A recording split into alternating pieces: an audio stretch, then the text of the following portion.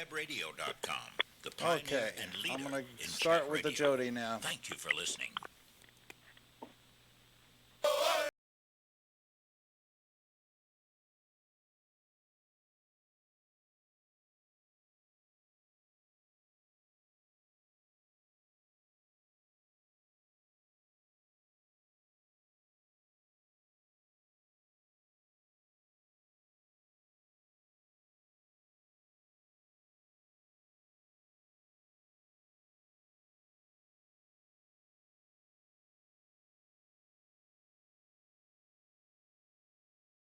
All right, that can mean only one thing, and that one thing is it's time for David's pick. And you're listening to America's Web Radio, and we have a gentleman on today that, you know, I make it quite clear.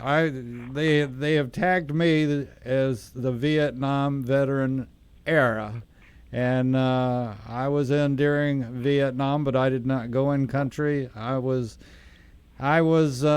the era, and I think they meant to spell it ERA, but I think they spell it ERROR. And anyway, we have someone that did go in country.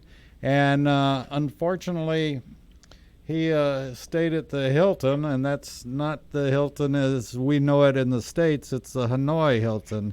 And we have Captain William A. Robinson, U.S. Air Force retired. Bill, it's great to have you on America's Web Radio, and we'll be talking to you about your experiences in the good part of Vietnam and the bad part of Vietnam.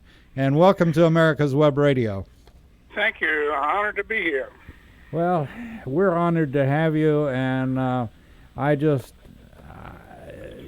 you spent 7.5 years in the Hanoi Hilton, and that's just absolutely amazing to me that there's no way that I can imagine what you went through and the time that you got out in 73. Well, the important part, it was only one day at a time. So I always say that I was there for 3 days. Yesterday I was shot down. Today's today, and tomorrow I'm going to the house. So they got me 1 day to stay mentally and physically sound so that I could be a productive member of society when I return. So, yes, it's frightening when you say 2,703 days, but when you say 1 day at a time, you know, you just keep one foot in front of the other. You know, that's just absolutely amazing. And who did you go in with that philosophy, or did someone in the Hilton say this is the way you have to do it to make it? No, I think like that, I was a born optimist, so you know that my glass has always been half full. You know, it's never been partially empty in any way. You know, and I guess that in our stay there, some guys adapted a 1 year stay, and some people adapted a 3 month stay, and I just chose to only stay 3 days. Well, you know, I guess that's one of those that you come back and say, well, whatever works for you, you know. Well, and that's true. You know, like I said, that you're just you find something that works for you. You know, and we all have what we simply refer to as our four faiths, and that's the faith in ourselves, faith in each other, faith in country, and faith in God above. So, you know, with those four faiths working with you, anything is possible. Okay, you joined, and by the way, we have something sort of in common. My son's in the Air Force, stationed in Germany, and he's an officer in Intel, and he won't tell me a thing about what he does. I don't know. I don't understand that. It's like a friend of mine. His son-in-law told him, said, "Dad, if I told you, I'd have to kill you." Yeah, well, he's done basically the same for me, so or said the same, and so so I don't press him. I just go along, and every now and then I have to remind him, look, I had all of a secret clearance. Doesn't that count for something? And he said, well, not really. So, The need to know takes over all of them. You have the qualifications, but you don't have the need to know. That's right. And, and I tell you what, it has changed so much since I was in many, many, many years ago. I was there when they were still using the flintlocks. But anyway, let's get back to your story. When you graduated from high school, joined the Air Force, and did you have any idea or any thoughts about what if, and how did you go from high school to you were flying helicopters, right? Or no? I was a crew chief on board helicopter. Oh, okay. I was an E4 when I was shot down with airman. At that time, they called it Airman First Class. Now they call it Senior Airman. And I stayed long enough to make Master, and for E7, I had a line number for E8, and when I came home, I was offered a presidential appointment, and I went through OTS while I was in the prison camp, and I was commissioned by those in the prison camp. And of course, when I got back, the Air Force says, "Well, that was a nice exercise, but don't look forward to it." And I've always felt quite honored that General Flynn, the senior ranking officer, with a pocket full of nose, he walked into the president's office, and I guess for 3 enlisted guys who were held up in North Vietnam, that it was lucky for us that President Nixon needed a positive story at that moment in his life, and he just turned to all those folks who had turned it down and says, "This is a good idea." And we, the 3 of us, myself, Neil Black, and Art Cormier, were commissioned as second lieutenants on April the 9th, 1973, upon our return from Vietnam. Wow. And again, whatever works, and that doesn't make you any less of a lieutenant than the person that goes through ROTC and comes out and is a second lieutenant. So, No, I jokingly say sometimes we took notes on the back of a shovel, Well, as a grunt myself, I was 11 Bravo in the military, and as a grunt, an officer is an officer, no matter what. And I certainly respect you and what you did. And my goodness, you received Silver Star, Legion of Merit, Bronze Star, POW Medal, 2 Purple Hearts, along with 17 other awards and decorations. Right. My goodness, you must have one hell of a chest. Well, like I said, the most important one, I guess, was the Air Force Cross, which is second to the Medal of Honor. So, I'm kind of like, I have a friend that's a Medal of Honor recipient and we were soldiers, Bruce Crandall, and I was talking to him one day, and we were looking at, I guess you might say we'd be comparing chests, and of course he's got a Medal of Honor around his neck, and he looked at mine, and he looked at his, and he pointed at him, and he said, all these on this side, somebody else made the decision. And he lifted up his lapel, and he proudly displayed a good conduct record. He said, "Now I earned that one." Like I said, that's so when you get right down to the ones you personally earned, is basically good conduct ribbon. The rest of them is somebody else made that decision. Well, from looking at it from afar or close up, either one. And I was honored as Jeremiah Denton said in 1973, it was an honor to serve our country in the most difficult circumstances. No question about it, and we're going through some of those circumstances now in a way, but Vietnam was definitely, it was just incredible, the attitude of the public, and I think it was a reflection on our leadership in many cases, or lack thereof, And we also had some very greedy people in the White House at the time that made a lot of money off of Vietnam, which is a sad scenario. Well, but Vietnam, it's.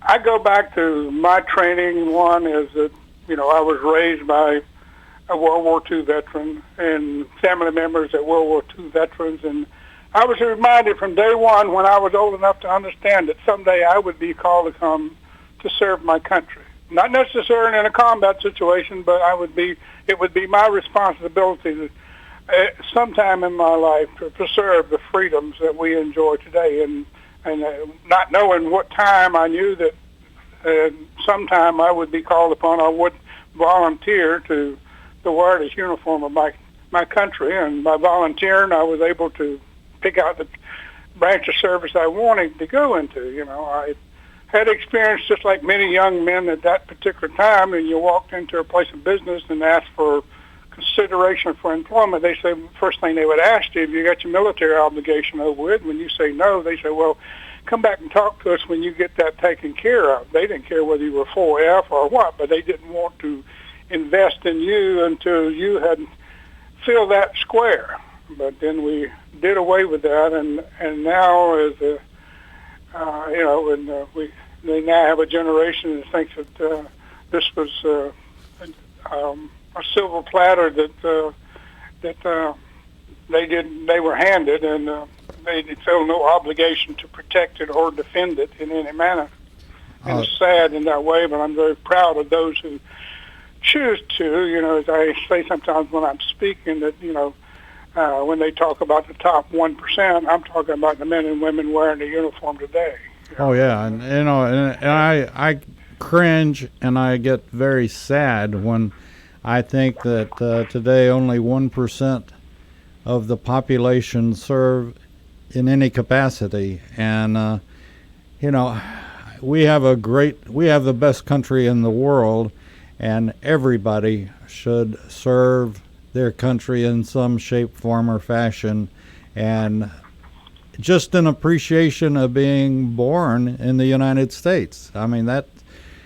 Anyway, I don't want to get on my soapbox. I could go on for weeks. I've been thinking here the last couple of days when I was thinking about doing this, and I'm sitting here saying, we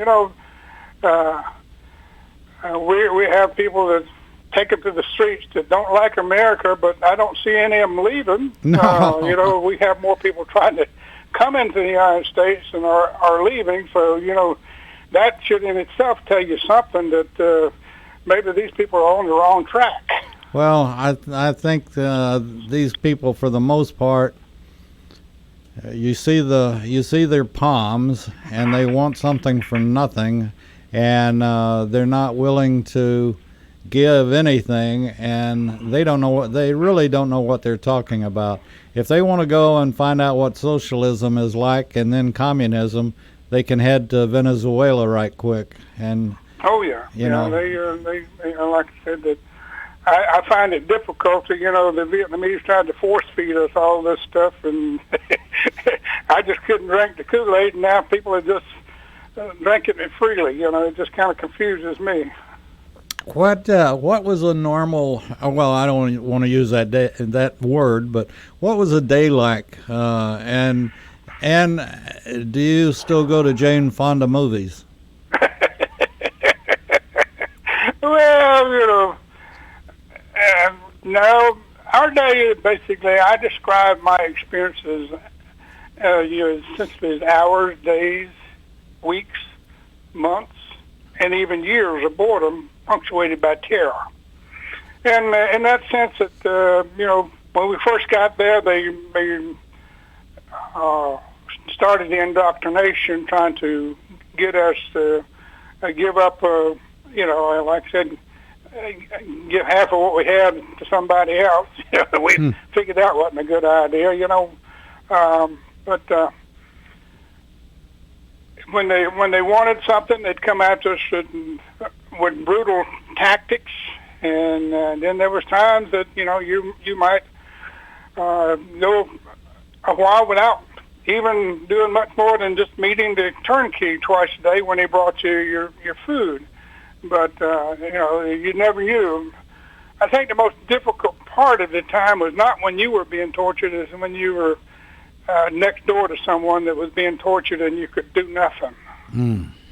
And that was, you know, all you could do was pray and help him fight his battle, you know. And like I said, you knew if they started torturing one person in the building, they would eventually get around to everybody. And sometimes you might be in room 2 and they come in and you're prepared after they finish with room 1 for them to come in. They skip over you and go to room 4, and then you can't let your guard down because you know they're going to eventually get there, you know. And that's I think the mental anguish, little games they would play with us, you know, and they really the physical torture. I guess that jokingly you could say you can only take so much and then you pass out, but the mental torture goes on and on and on, you know. And you know, and we had to, you know, when we found out just like these people here today, you can't argue with them because they have their ears shut and their mouth open, and they have no idea to what you're trying to talk about. You know, like I said one time, they tried to use the enlisted officer thing when I was in the prison camp, and they interrogated me, and they were telling me that sacrifices the enlisted men were doing, and the officers got all the glory, you know, and they got around to, you know, how much they had that I didn't have, and all this stuff, and the question interrogated me, he asked, he said, "Do you own a bicycle?" And I said, "No." And they went and wrapped around and said, "You don't even make enough to own a bicycle, you know, because of, but you're still fighting the rich man's war, you know." I said, "Well, I made a mistake and said I owned a car, and they beat the hell out of me." Oh, wow. We're gonna take just a very short break, and I want to remind everybody you're listening to David's Pick on America's Web Radio, and we really dedicate this show to a very close friend of mine who is the executive director of the Georgia Military Veterans Hall of Fame, and it's in the Floyd Building right across the street from the Capitol in downtown Atlanta. And we encourage everyone, from whether you're a citizen of Atlanta or Georgia or just picked Atlanta to come vacation in, and we are a safe city right at the moment, so come on down or come on over and put that on your list that you need to go to the Georgia Military Veterans Hall of Fame and just walk through it. And if you can, bring your kids or your grandkids and explain to them who they're looking at and what they did and how they felt about their country. And it will get you. And they have indoctrination coming up November the 7th, 7 November, in Columbus, Georgia. And I'm sure you'll be there, Bill, and most of the inductees come back to it, and it is a great ceremony, and you can buy tickets to it, and they're still gonna have it, and like Colonel White tells me, bring my own box of Kleenex, and I plan on doing that. And you know, it's that, and then the other thing, Georgia is becoming quite a hub for veteran memorials, and you've got Peachtree Corners that has one, and then also where I live, Johns Creek, Georgia, has the 50% size of the, and they call it the Healing Wall, which traveled all over the United States. It's a replica of the Vietnam Veteran Wall in Washington, D.C., and we certainly, in Johns Creek, certainly invite you to come out to the Healing Wall, and they'll have a kiosk very soon that'll have all the names computerized, and you can type in a name and find out exactly where that name is on the Healing Wall. And all of these are salutes to our veterans, our heroes, that make today possible for all of the rest of us slackers. And I certainly include myself in there. And I'm so proud of my son. I'm so proud of knowing so many veterans And if you know a veteran or you know someone that is on active duty and you see them, thank them. That also goes for first responders. Thank them, and if you get a chance, buy them dinner or buy them lunch, and just say thank you for your service to all of us. And they put our first responders and our military put themselves before everything else. They put their country, and they put them, they let everything else is more important than they are. And that's just something that is instilled in a service, in any service, and certainly holds true for first responders. They are there for you.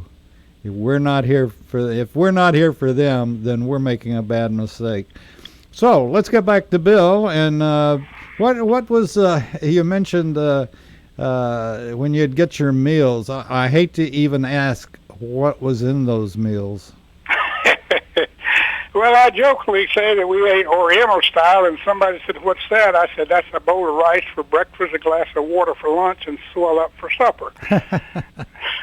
But we ate the vegetable of the season, and I always say that I can report that grass grows year-round in Vietnam. So we ate, I think we figured out about 115 different varieties of grass, or weeds, as we would call it here in the United States. And we got an occasional, pumpkins grew quite well. We ended up having a pumpkin season where we had pumpkin soup, something side dish, and things of that nature. It took me a while to enjoy pumpkin pie again after I got home after having it in a soup form. But then the meat was pretty much non-existent. Somebody said, "Well, how can you explain that?" I said, "Well, if you took a 2.5-pound chicken and cut it up and fed it to 70 people, then you know about what your portion would be." And that was the meat we got. We got 2 special meals a year. They honored our Christmas, which I find it ironic today that we here in America are trying to stamp out Christmas, and they honored their New Year. In fact, we still have a meeting every year in Atlanta, Georgia, with the POWs in the local area. When I say local area, within a 200-mile radius, we get together somewhere around Tech just to reminisce, you might say, together. And but those meals consisted of a little bit larger piece of meat. Might even present itself with a cup of coffee, and in fact, one year we got a half a beer. So it you would always look forward to it. And of course, we got a Vietnamese a tradition, which is bang chum, which our wives look at us like a bunch of heathens when we sit down and tell them how much we enjoy bang chum, which is nothing but sticky rice with a little bit of meat inside of it, and then wrapped in banana leaves. But Wayne Waddell, who is always brings some to every meeting we have there in Atlanta, there at the 57th Fighter restaurant there in northeast Atlanta. And at PDK. Pardon me?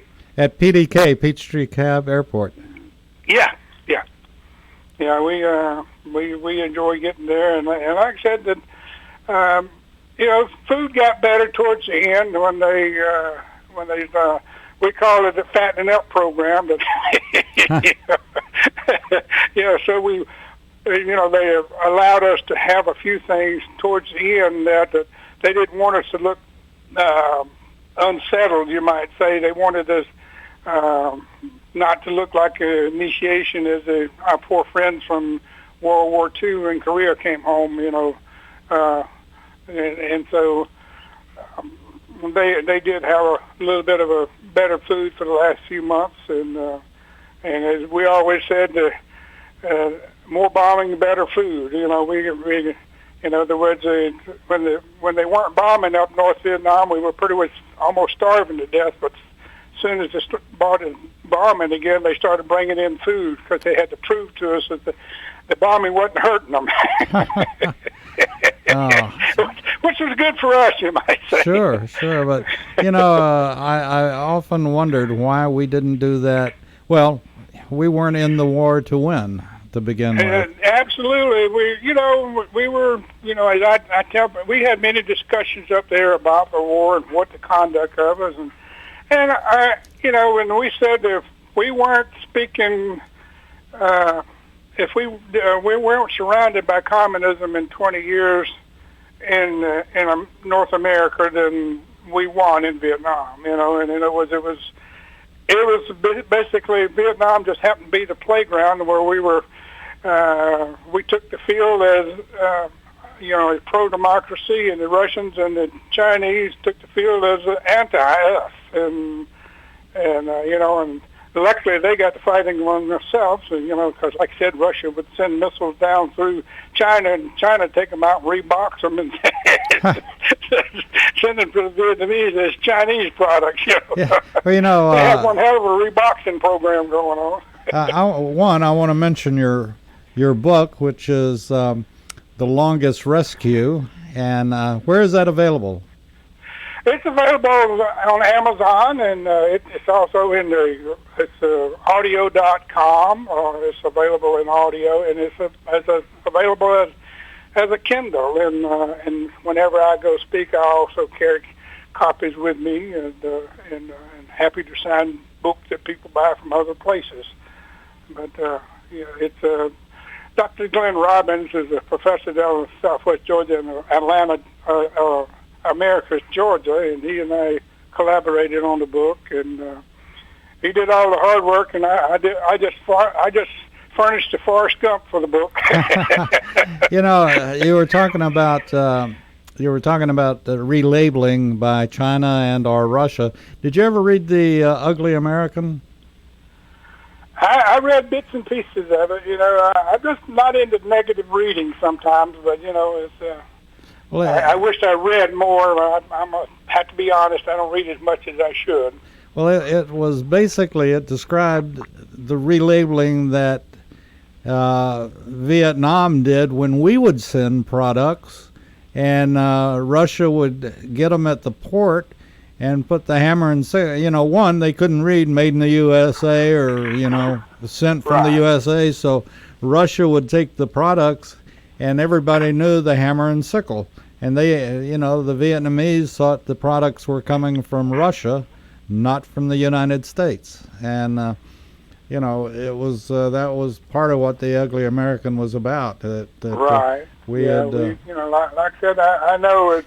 We get asked, do we receive anything, and I said, well, the International Red Cross wouldn't get involved because Vietnam, even though they had signed a Geneva Agreement, would not adhere to it, so therefore they would not. American Red Cross did send us packages, but we never received them, and they quit when they found them on dead Vietnamese soldiers in South Vietnam, and then they eventually allowed our families to send us a care package, and probably about 20% of them ever got through, and about 20% of what was in the package ever got through.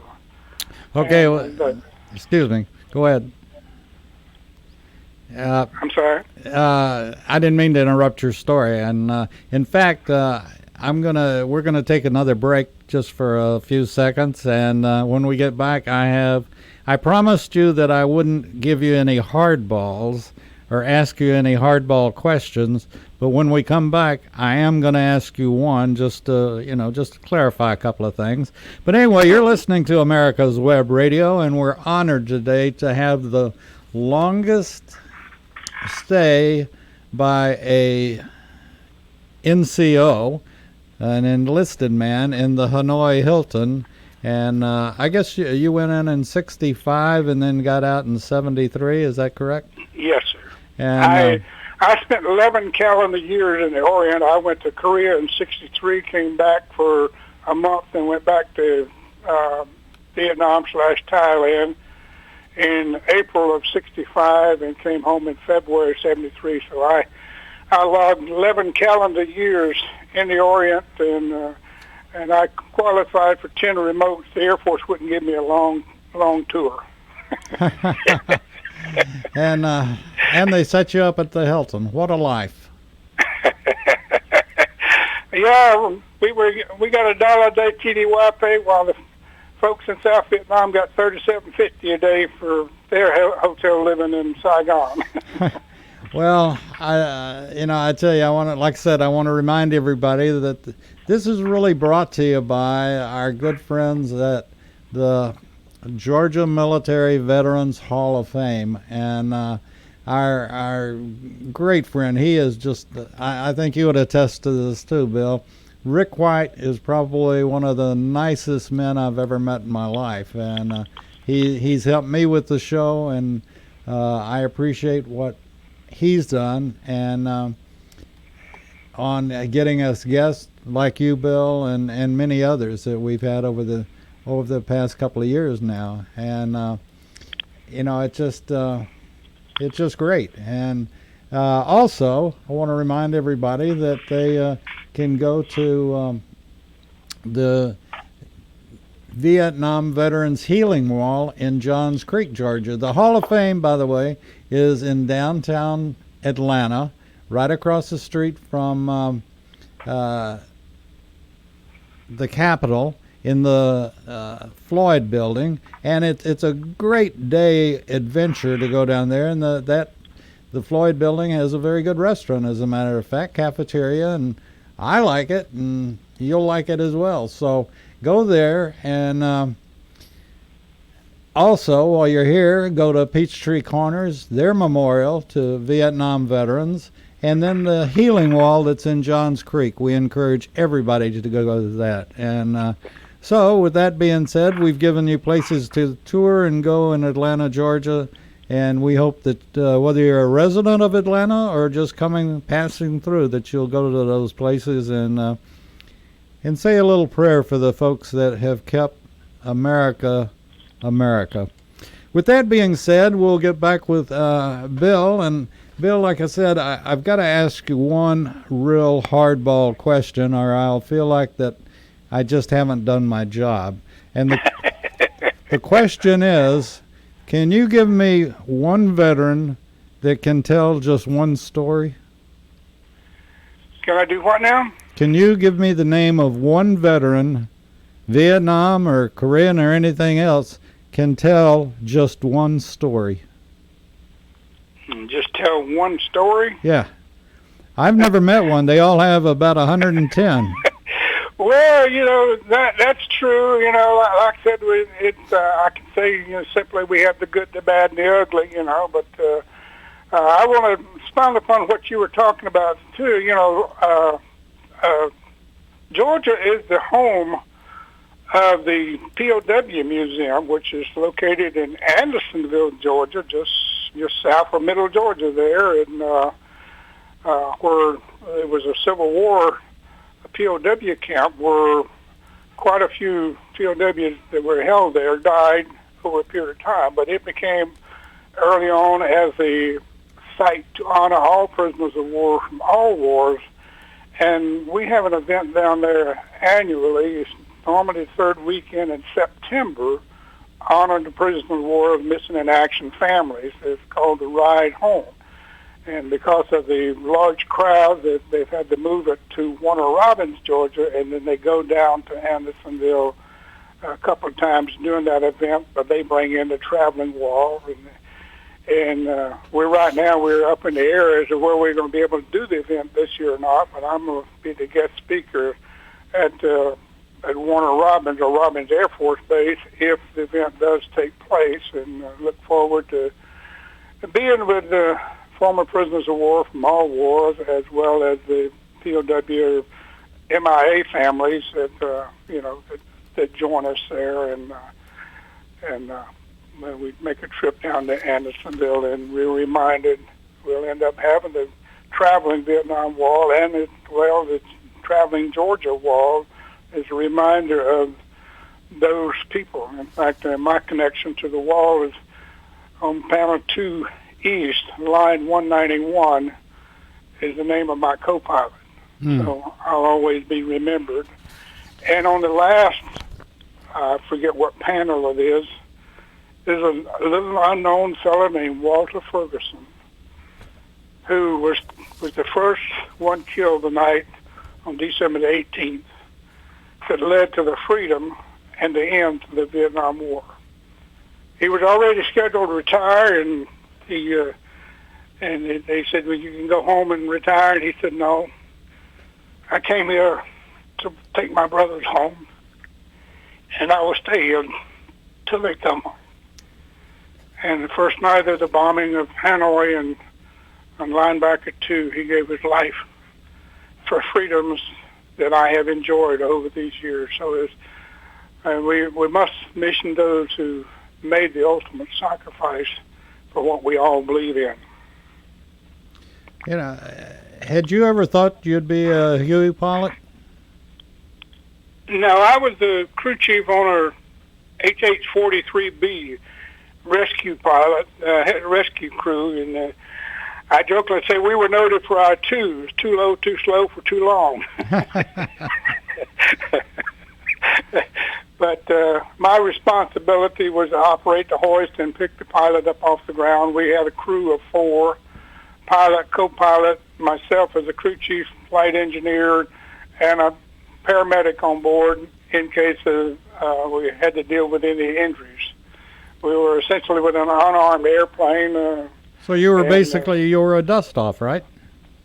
Pardon me? You were basically a dust-off, or you were going after the pilot while the dust-offs were going after the injured, right? Yeah, we were just, like I said, we were the only ones in the North Vietnam. We had no, when coming out of South Vietnam, we did have a couple of rescues from off of Navy ships that came into a certain portion of North Vietnam. But in the beginning, we were the only rescue available. We were out of NKP, Thailand, where Johnson was telling everybody there was nobody there. But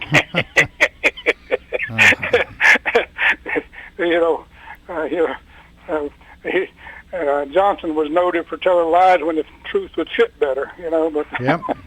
Well, he was a disgrace to Texas, as a matter of fact, my home state. And oh, okay. Well, I have a book that was written by J. Everett Haley that's called "A Texan Looks at Lyndon." And the only person that was worse than Lyndon Johnson was Lady Bird Johnson.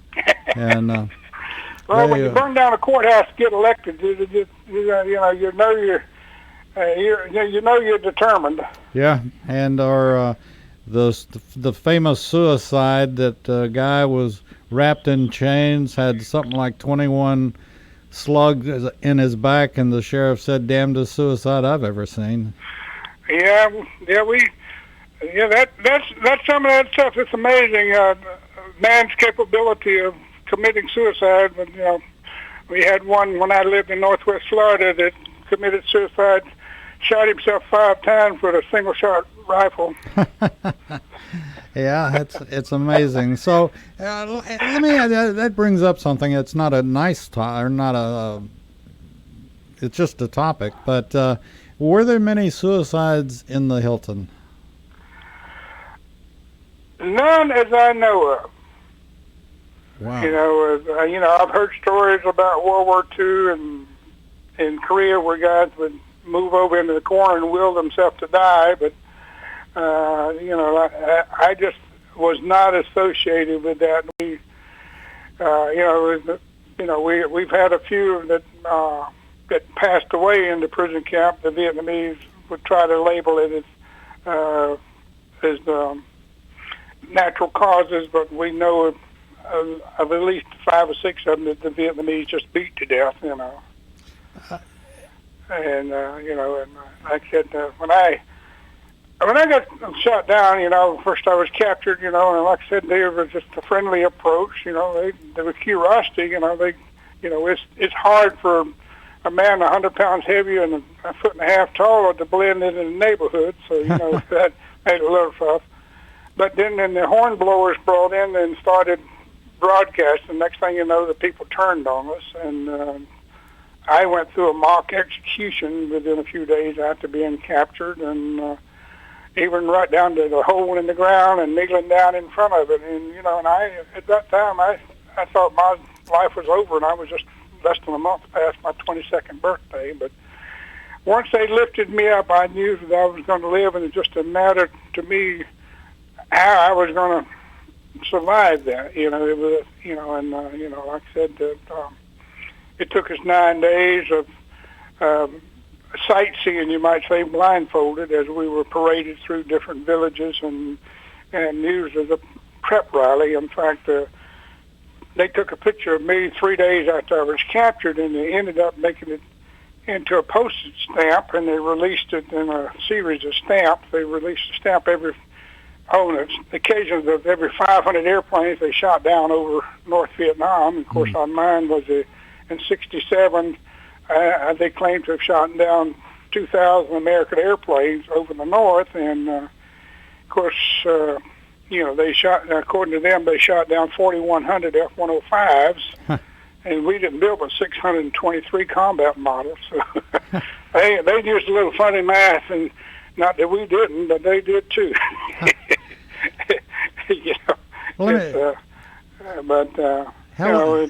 After you were captured, how long did it take you to learn the TAP code?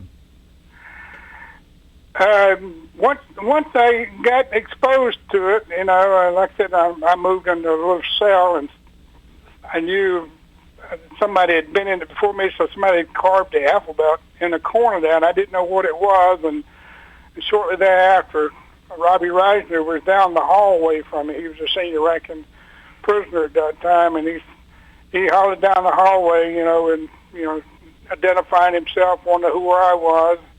And his first words to me was, "Be prepared to die for your country." And then he followed up with, "Learn the TAP code." And later on, he said, "Return with honor."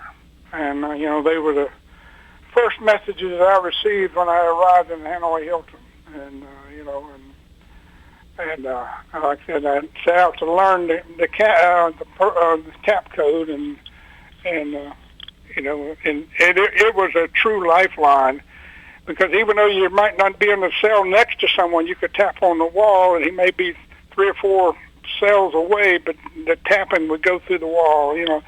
They had tried Morse code, but Morse code does not work when you can get the good tap, but you can't get the scratch, the long line. And so, and the original code we'd use was we call it the long code, and A was 1 tap and a Z was 26. So you could see how the code kind of sped up things quite rapidly, and we used it mostly to check on each other. We were all convinced, as I think the Americans were at that particular time, it was going to be a short war. So our most important mission in the beginning was to know who was there, so that if anybody got released, they could identify people.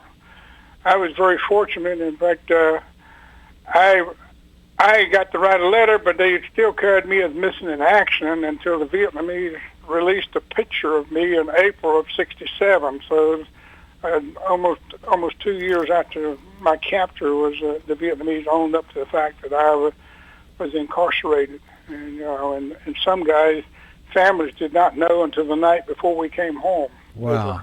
They had survived. Did the Vietnamese ever break the TAP code or try, or did they care? Well, thanks to our poor spelling, abbreviations, as far as we know, they were never able to break the code, because you'd be tapping and you get a flow in a sentence, and then on the other side, when they identified, you might only put 1 letter up there, and they'd identify it, and they give you 2 taps, and you'd move on. And so it was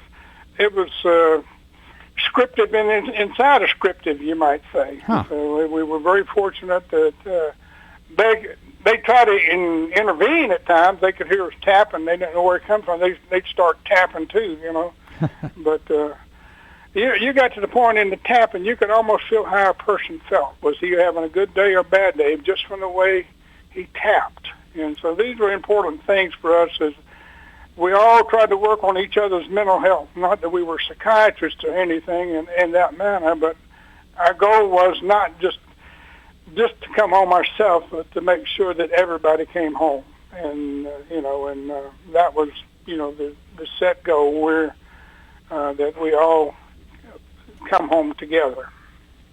the love of your brother.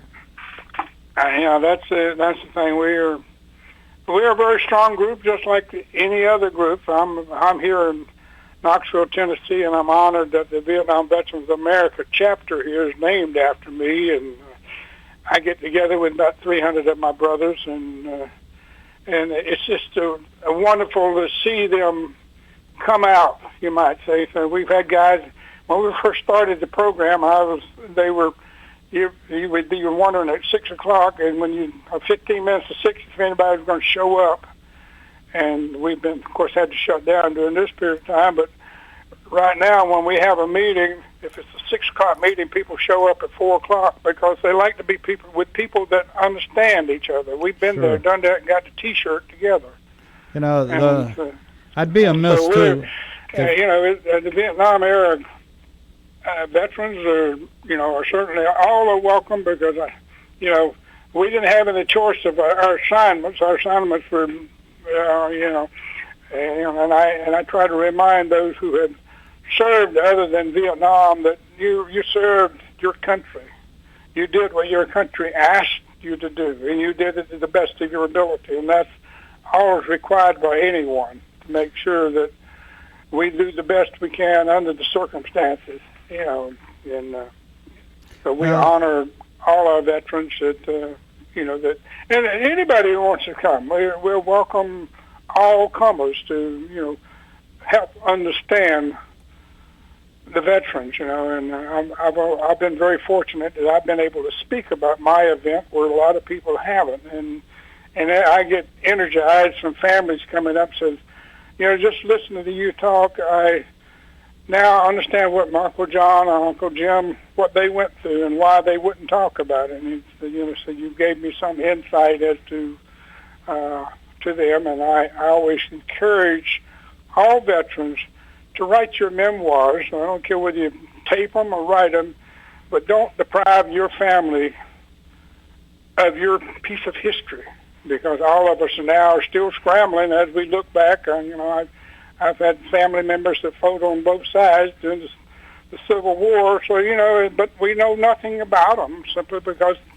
they didn't leave a note for us. And so, if you can't speak about it, just write it down so somebody later on can understand what was going on in your head.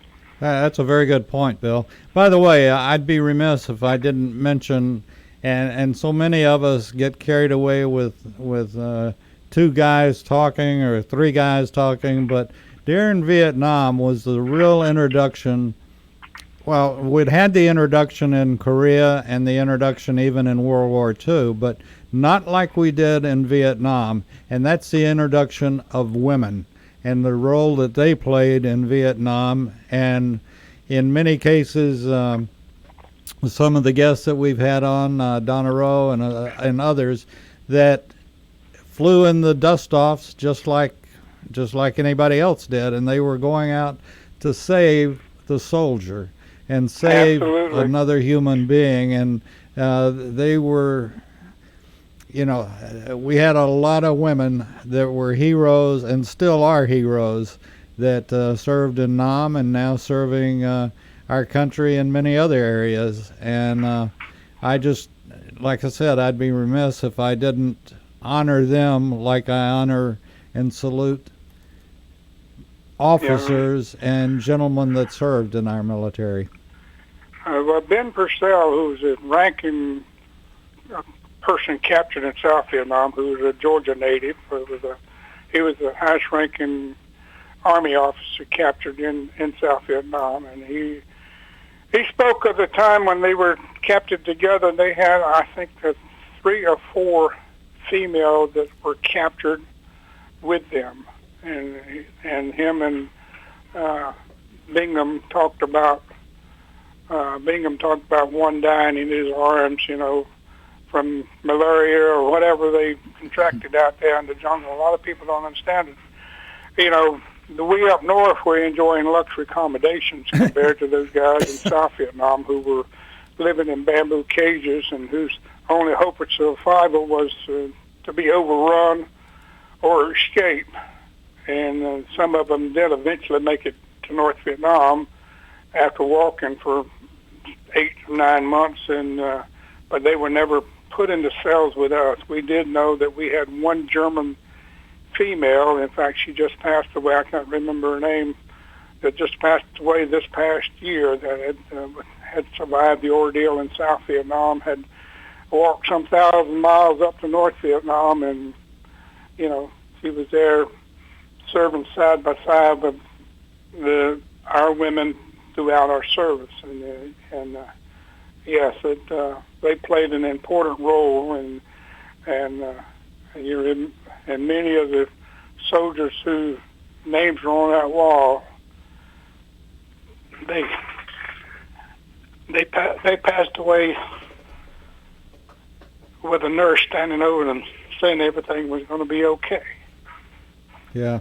And so in fact, I was at Americus, Georgia, standing in front of the wall where I spoke, and a gentleman came up to me and he said, "I'm here for my uncle," because my uncle just could not come to the wall. He said, because so many of those names on the wall died in the back of his helicopter when he was trying to get them to safety and get them help. And I told him, I said, "You need to go back and tell your uncle. There were guys here today that survived, and they would love to have the opportunity to simply say thank you." And I said, "You tell your uncle, don't deprive them of that opportunity. You need to come and stand at the wall." And said, "I did what I could do." I think in so many cases of folks that we've interviewed, you don't know how deep the best of you is until it's called upon to come out of you. And Vietnam, I think, was one of the areas that brought the best of the best out of so many guys and women. And this was what was such a shame of when you guys came back, that you weren't greeted as heroes like our World War II veterans were, and even our Korean heroes. But it was one thing a shame. is, I was treated as a hero because my group, when we came back on the 12th of February, we represented the end of something that people wanted over, and so we got the fanfare that belonged to so many others, and I've always been humbled at the fact that the fanfare that I was shown belonged to somebody else. Those are the real heroes. They were the ones that I remind folks that they came home in the middle of the night. It was all planned by the government so that they wouldn't have to be greeted by protesters, but they were still there. And I can't imagine how they felt when they put their feet on American soil for the first time after serving their country honorably. The first message they got was, "Remove your uniform."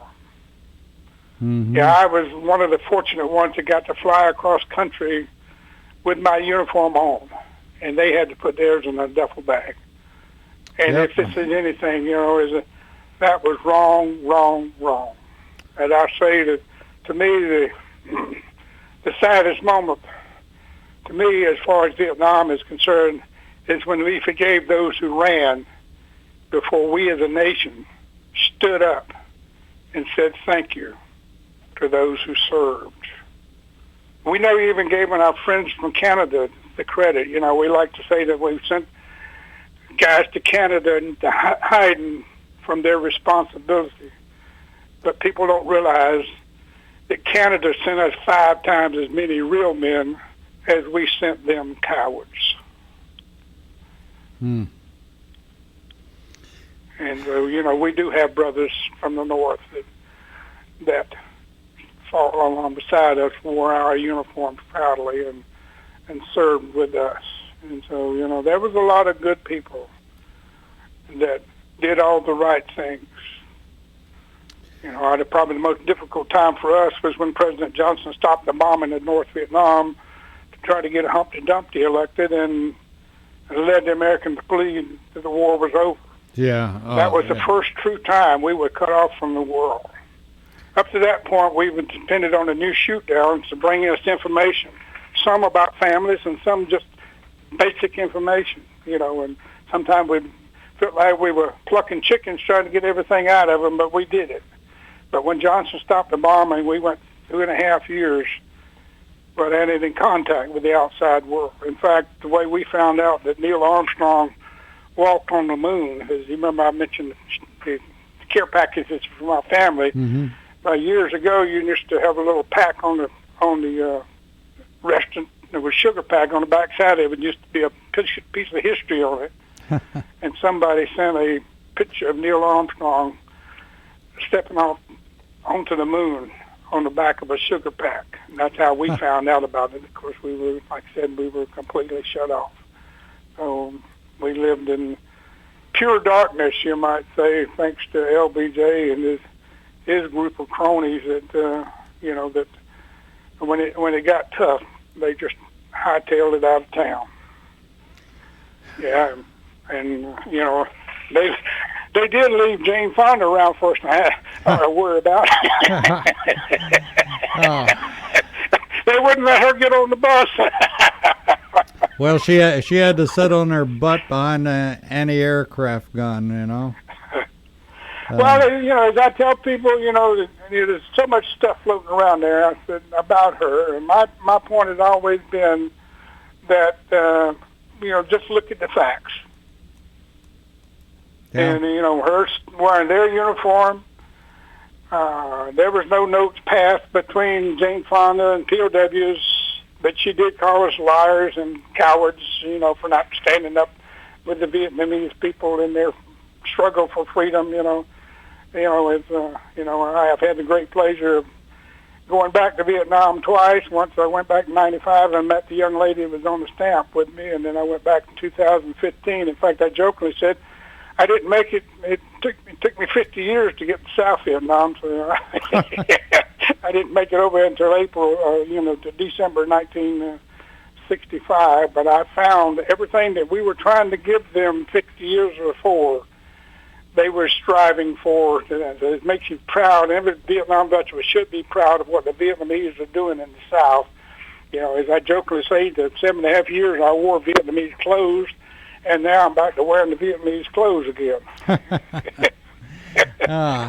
Well, I tell you what, Bill. Things just turn around, and I know a lot of people said, well, Vietnam this and Vietnam that. And I said, how can we drive around in our German and Japanese automobiles complaining, and Korean automobiles, and complain about the Vietnamese and what happened there? We have to realize that life moves on. Bill, we're going to have to put the plug in the jug, I'm afraid, but will you come back and be on again with us? I'll be honored to.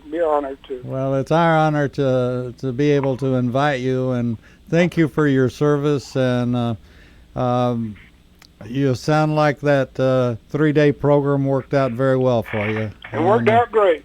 I do appreciate it. I could not imagine if they'd have handed me a basket with 2,703 pieces of paper in it and said, when this basket gets empty, you can go home. I couldn't imagine that thought at all. Okay. We will talk to you again real soon. Thank you, sir. Thank you, sir. You have a great day. You too, Talk to you sir. later. Thank you. Bye. Bye-bye. You're listening to America's Web Radio on the AmericasBroadcastNetwork.com. Thank you for listening.